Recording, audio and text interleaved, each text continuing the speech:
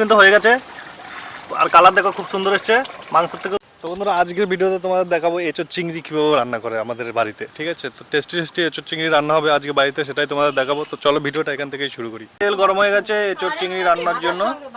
এঁচোড় চিংড়ি রান্না করার জন্য প্রথমে আলুগুলো চলে গেল। আলু আর এঁচোড় একসঙ্গে ভাজা করে তারপরে মশলা কষিয়ে রান্না করা হবে।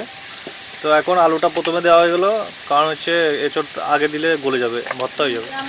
আলু কিন্তু এখন ভাজি হয়ে গেছে আর আগে থেকে সিদ্ধ করা আছে আলু আর এঁচোড়, তাই এখন উঠিয়ে নেবে।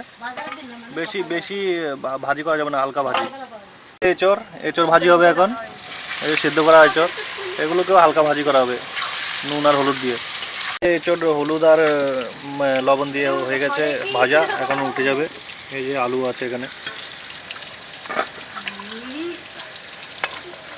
মশলা কষানোর জন্য আমাদের তেল গরম হয়ে গেছে, এখন চলে যাবে কালো জিরে, শুকনো লঙ্কা, তেজপাতা দিয়ে দিচ্ছে। এখানে আগে পেঁয়াজ আছে, পেঁয়াজের পেস্ট দিয়ে দিল, মিক্সিতে পেস্ট করা পেঁয়াজ। পড়ে গেল একখানা টমেটো, একটা গোটা টমেটো পিস পিস করে দেওয়া হয়েছে। চলে যাবে আদার পেস্ট,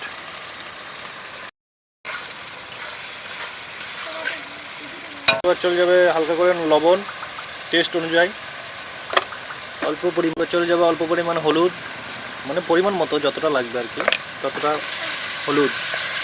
এবার দেখো সুন্দর একটা হলুদ হলুদ কালার চলে আসবে।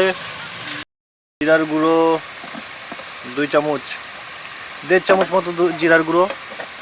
চলে যাবে লঙ্কার গুঁড়ি, লঙ্কার পাউডার, একদম আমাদের দেশি কলে ভাঙানো, দেখেছো?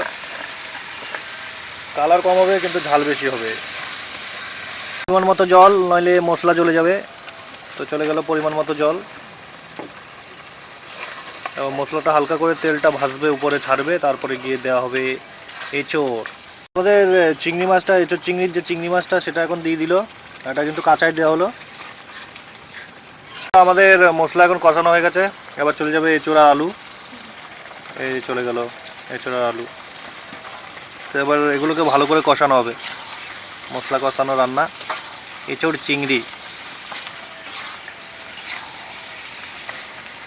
এঁচোড় চিংড়ি কষানো হয়ে গেছে, এখন চলে যাবে পরিমাণ মতো জল।